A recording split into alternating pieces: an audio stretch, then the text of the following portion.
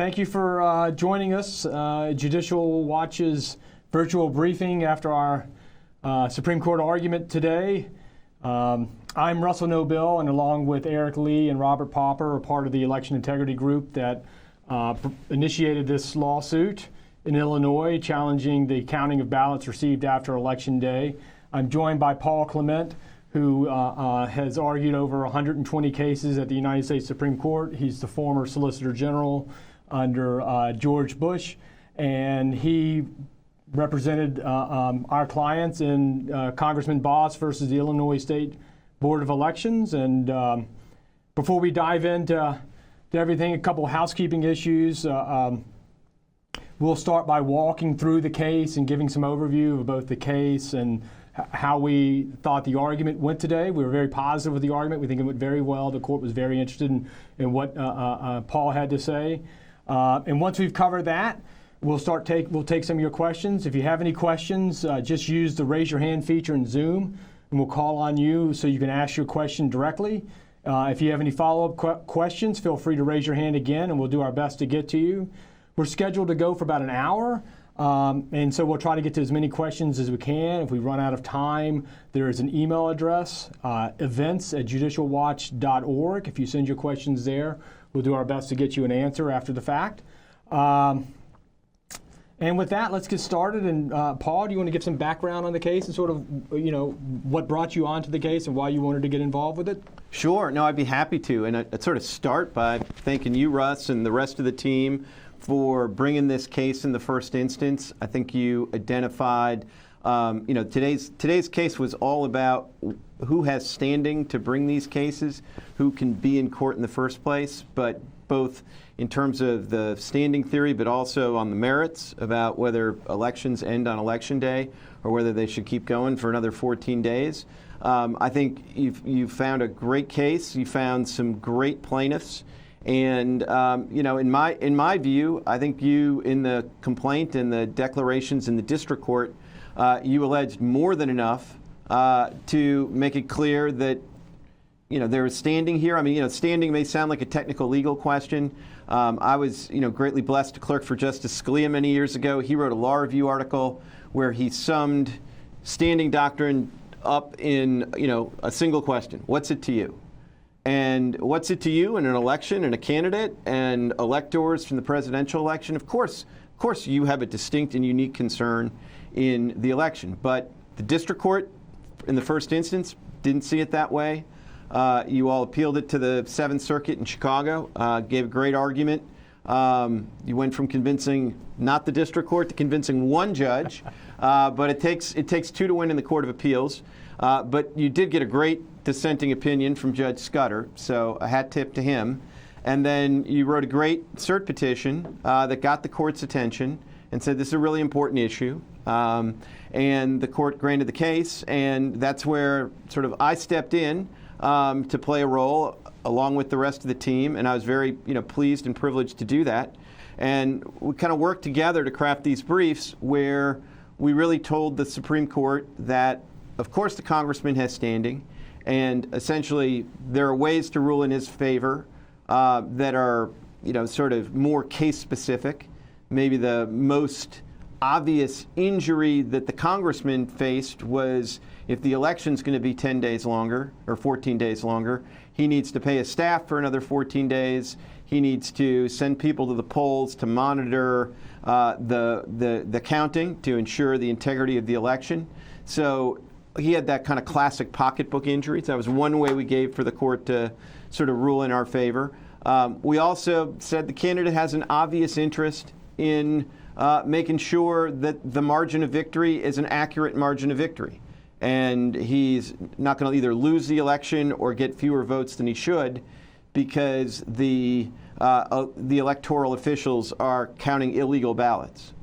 And then maybe our broadest theory, but I have to say the one that's always appealed to me the most just as a common sense matter is, of course, the candidate has standing to challenge the rules of the election. That's just common sense. If the rules change, they're going to hurt one candidate or the other, and there's really no reason that you wouldn't have the candidate standing to bring the challenge. Or another way, I think, to make the same point is to say, of course, if you tell the candidate that based on his theory there are going to be illegal ballots counted in his election or her election, well, of course the candidate has standing to say, let's only count the lawful ballots in the election.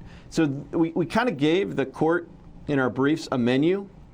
And I guess what I'd say is, my reaction to the argument today is things went well for us. And most of the debate was, well, how should we win? Yeah. Which one of these sort of things that we put on the menu is the best way for the court to decide this case? But with maybe only a couple of exceptions, I think the justices were looking at this and saying, okay, it's pretty obvious the candidate should have standing, but what exactly going forward does a candidate have to allege? Does he have to allege just an interest in being a candidate and having the rules followed? Does he need to say, and this could affect my margin of victory, or does he need to say this could affect how much I spend? Yeah, thank you, and that's a very good intro into what went on today in our arguments. I think I should have started out by backing up and giving sort of an overview of how we got here. As you all recall, as many of our members will recall, in 2020, obviously there was a lot of pre-election litigation, post-election litigation, brought both for and against Donald Trump. And so following the 2020 election, one of the issues that popped up during the 2020 election was this idea of ballots being received after Election Day.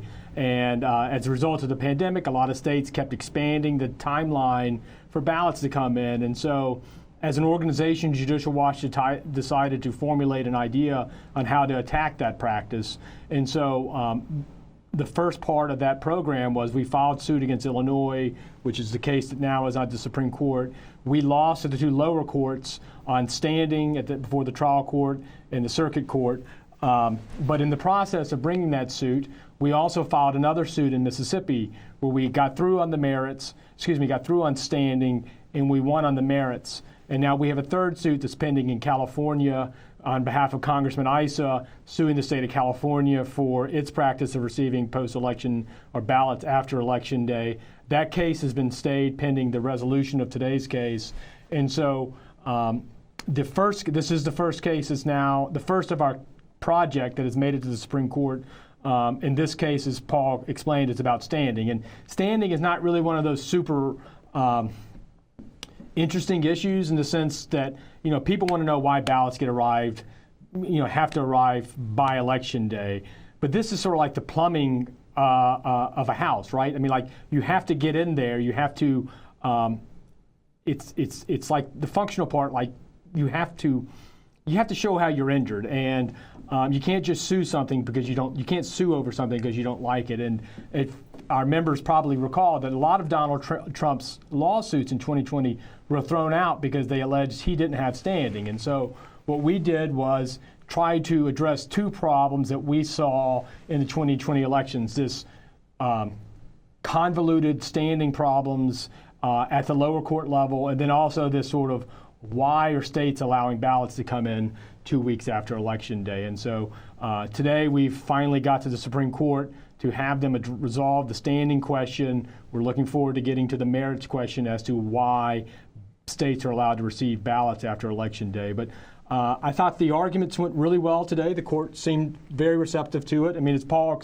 explained, we presented three reasons why we should win. We're happy to win on all three or just one. But I think we tried to do, and your team crafted a great strategy of, typically in law, you start with your strongest argument.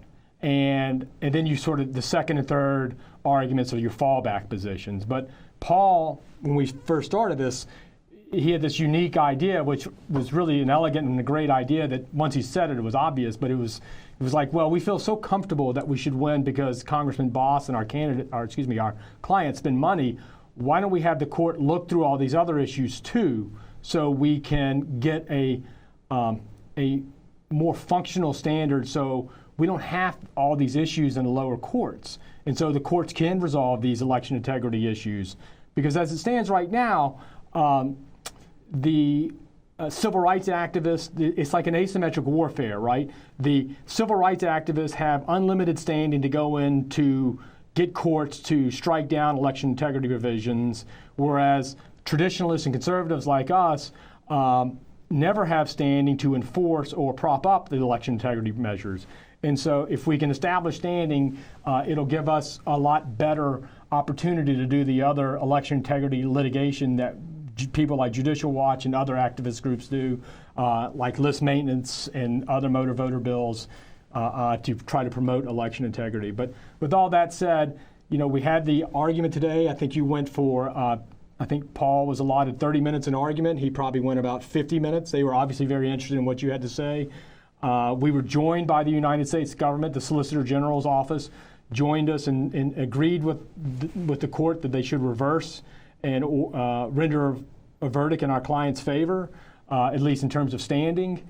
And then we were opposed by the state of Illinois and their Attorney General's office with their Solicitor General handling the argument.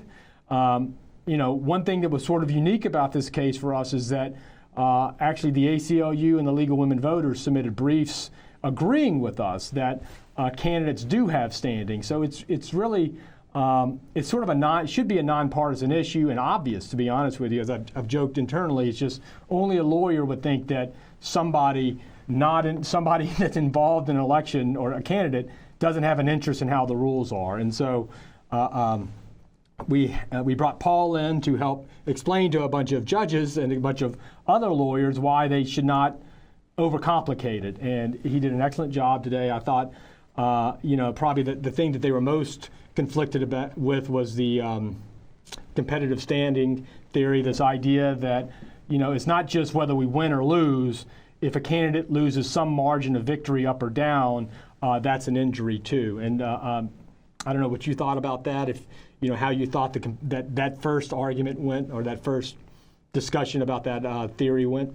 Well, it's interesting. I think that's one of these places where we really did benefit from having kind of three different ways to win the case.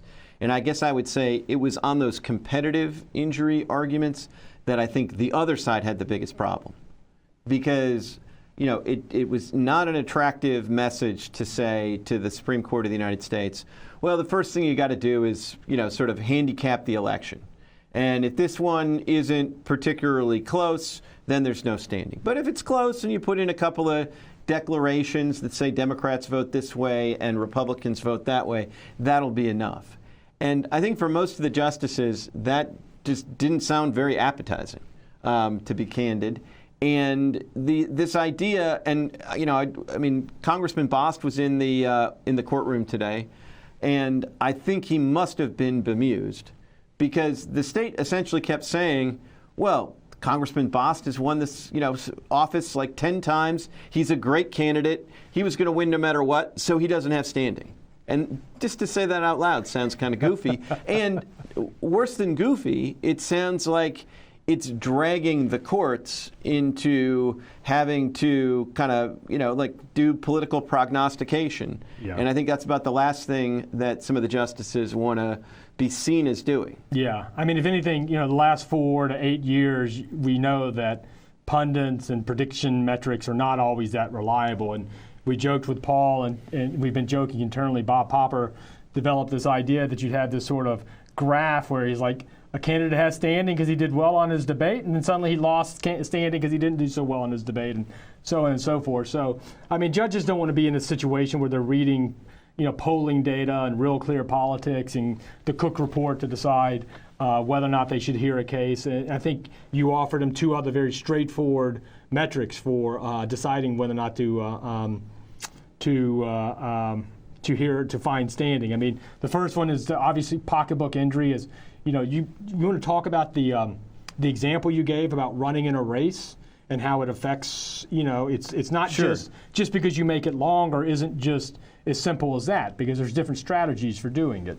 Yeah, no, that's a great point. And, I did have an opportunity to kind of elaborate on one of our answers, because we've been arguing throughout the case that Congressman Bost has pocketbook injury. It's going to cost him more. He's got to write a couple of more paychecks to his campaign staff for those last couple of weeks. But the point, and this is something that we really forged together in our thinking as we worked through moot courts to get ready for the argument and talk through the case together. But, kind of this insight that it's not just what you spend in the last 14 days. It's knowing that the election's not going to end on election date. all of a sudden affects how you spend money throughout the election. And, if mail-in ballots can come in 14 days after, they're going to be more mail-in ballots. A rational candidate is going to spend more time trying to appeal to mail-in voters than in-person voters, and it's going to change the whole dynamic. And the analogy that we used is that, if you have a half-mile race and then you make it a mile race, that doesn't just change how you run the last half mile. It changes how you run the first 100 yards and 200 yards. I mean, if you know you're in a marathon and not in a sprint, you're going to run the first 100 yards different. So I think, we were able to make some of those points, and I think some of the justices, were kind of interested, but I think it resonated with them. Yeah, I think that's right. I mean, it's just obvious. If you're spending money, I mean, generally standing is not that complicated. If a regulation costs you more money and it legitimately costs you more money, and you're not just coming up and contriving a way to make it more expensive, you have standing. And for some reason, frankly, courts just hate election cases. They just do. They have lifetime tenure. They don't want to hear them. I don't blame them. If I could get out of work, maybe I'd do that too. But that's their job. They take the lifetime appointment. They've got to make the difficult decisions.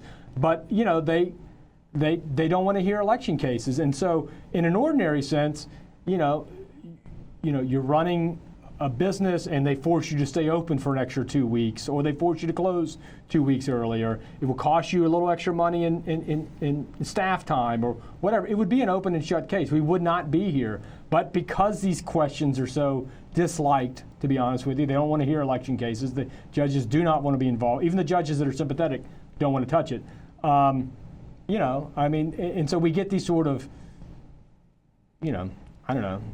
offhand, these strange cases. I mean, Judge Scudder out of the Seventh Circuit, the dissenting judge that agreed with us, basically said that this case is just a straightforward application of basic standing law, and it doesn't need to be more complicated than it has been made to be. And here we are today having to find three reasons why the court should follow, what is obviously just sort of practical, a practical common sense understanding. I think you used the term common sense repeatedly. If you have to run a race for 2 extra weeks, it's a common sense and injury. And then the third injury that Paul spoke about today is this idea that just as a candidate, you have an interest in making sure the total vote count is accurate, and not this idea about whether or not you win more votes or you lose more votes. Our theory is these votes are illegal, and it's yet to be determined if the Seventh Circuit in Illinois will agree with us or the Supreme Court will agree with us on that. But some courts have. And so these votes are illegal, and if the final tally is including illegal votes under our theory, it's an inaccurate vote count. And our clients have an interest in participating in a competition and getting accurate results based on legal votes. And so Paul talked about that a little while. I thought the judges were somewhat interested in that. I think they had some problems with maybe sort of the blanket aspect of that. I don't know what your sense was.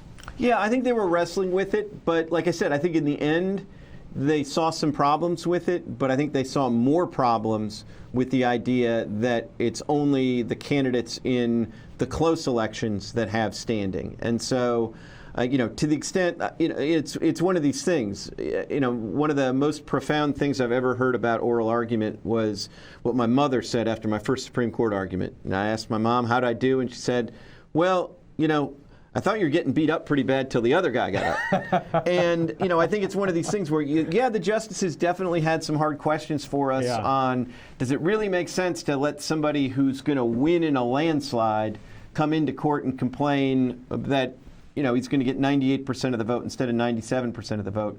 And, I don't think they love that aspect of the case. But then when the other side gets up there, I think they really took on some water on the idea that, no, it's, 51 or 52%. And then, of course, Justice Gorsuch at one point pressed the other side, well, give me a number. Like, what's your number? Is it 60%? Is it 55? Is it 30?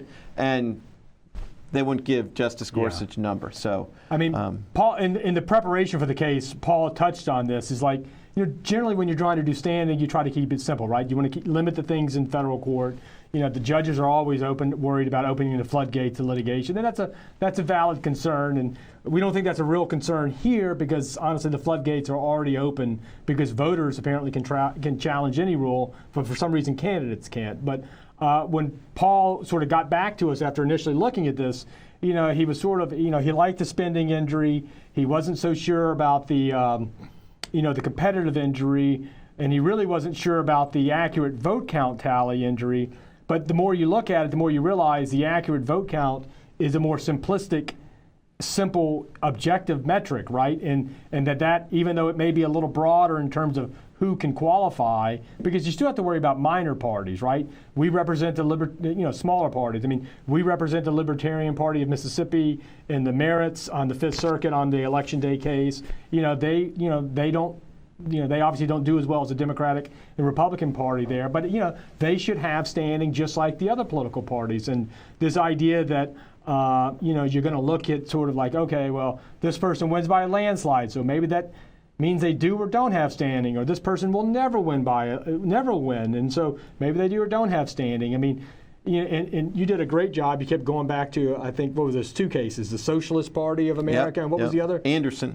John Anderson. Yeah, and some of us are old enough to remember John Anderson running for president as an independent. So, and those cases went all the way to the Supreme Court of the United States. And they never once asked about standing. And and you brought it up today. For 135 years, really, until 2020, I think about 2020, candidates were always, courts always heard, or the Supreme Court always heard cases involving candidate claims. And, just because they heard it doesn't mean they guarantee they have standing, but they never questioned it because it was sort of common sense that they have an interest, right? Yeah. And so, it's fine.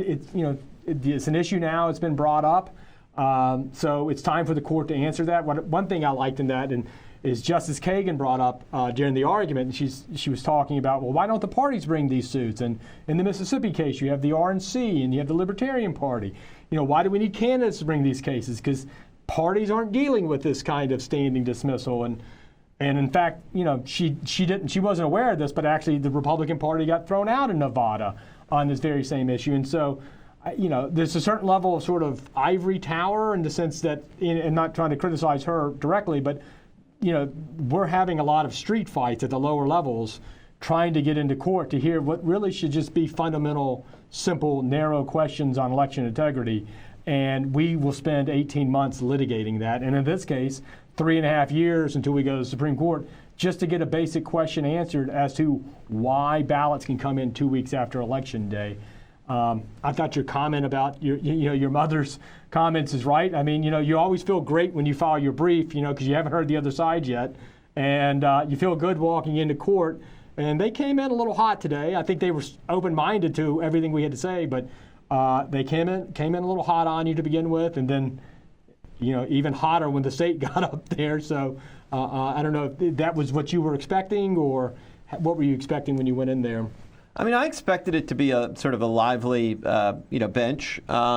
This is, as you say, standing is something that maybe to sort of non-lawyers, it just seems like just kind of a technicality. But the justices do get excited about it, and they get excited about it in part because it does sort of, ask the question, who gets into federal court to sort of litigate these cases?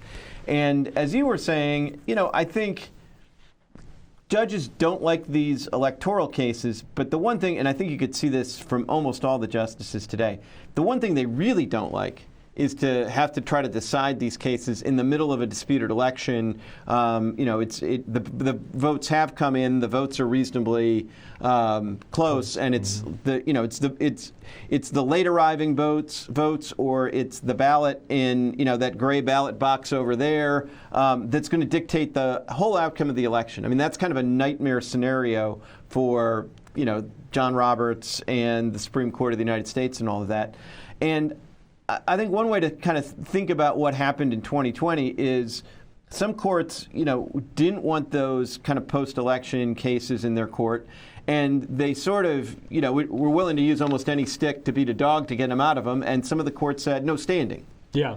And then, that's sort of, still sticking around 5 years later.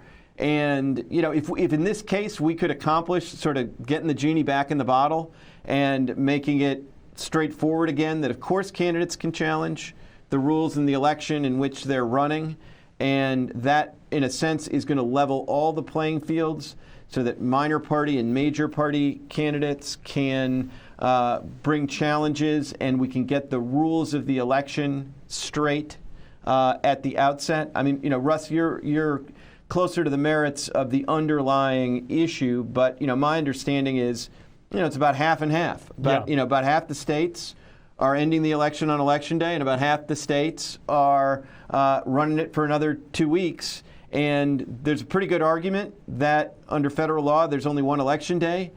But there's an even better argument that all the candidates should get to know when the election ends, almost before the election starts. That isn't something that we should have to guess. And by pouring out Congressman Bost on standing grounds, the Seventh Circuit didn't answer that question. Yeah. Hopefully the Supreme Court will answer that question sometime soon. But I think if we can accomplish, putting that genie back in the bottle and making it easier for people to know what are the rules of the election, kind of before people, like months before they cast their ballots, I think that's a much better world than one where everything we don't know, and then the only way we could possibly find out is in kind of, the next Bush v. Gore. Yeah. I mean, standing is something that ordinarily conservatives are very comfortable with, because the idea of standing is it limits federal courts' ability to do things that really should be going through the legislator. And it's an idea of limiting court jurisdiction, but we believe in this case it's gone too narrow. When you talk about the 2020 election, a lot of the pre-election cases, Trump and conservative activists like Judicial Watch did a very good job. We actually had a pretty high success rate in the pre-election cases. The post-election cases is the real problem, where judges didn't want to do anything. Oddly enough, the Seventh Circuit got standing correct in the post-election context during the 2020 election. They agreed that the candidate had standing. They just disagreed he won on the merits and threw the case out, which, frankly, is what courts should be doing when, they shouldn't let their dislike for the merits, muddle their analysis on standing. They should take the case and rule on it. And I think standing is such an easy way to sidestep difficult questions that it's just, it's the brass ring they just got to reach for ultimately. But we brought this case way before the 2022 election. We knew that, we liked our merits theory, but we thought that cleaning up standing was, I think I told Paul earlier, was part of what we do here. We do sort of the boring stuff that's important for the election integrity, the stuff that nobody else really has the resources to do, or the sort of the time to commit or the resources to commit to it. One thing we were talking about with Tom Fitton a little while ago is that the federal statutes that establish a national day of election are the very first election integrity statute ever invoked. It's the very first time that Congress ever used its power under the time, place, and manner regulations. And so, it really was sort of an innocuous election integrity provision. I mean, they didn't use that term then, but it was to try to stop fraud, because you had some states doing elections in March and some states doing elections in November, and they were worried about ballots and people not doing elections. They were worried that states could destroy the federal union by just not sending congressmen, just never holding elections. And so they mandated states to have their election on a designated time. And so, it's something we took for granted for the longest time, because first Tuesday after the first Monday in November, or first Tuesday in November is National Election Day, and then unfortunately it's been extended to a 2-week. You had early voting, which the courts have approved. That's largely a dead issue at this point. But this idea that okay, well, people don't have to go to the poll sites, and we'll just do all mail balloting, and we'll have 2 extra weeks after Election Day. In our mind, it's corrosive to the electoral process, right? I mean, even candidates that win that I don't like, I think they need to be clearly and legitimately elected, right? I mean, there's a problem when you have this question of the legitimacy of the election, even if it's somebody you don't want. And this idea that ballots are coming in late and there's no final number on election night. I mean, I always refer to it as the denominator. Like when the boxes get closed on election night, you may not know what the decision is within that box, but you know how many votes are in that box.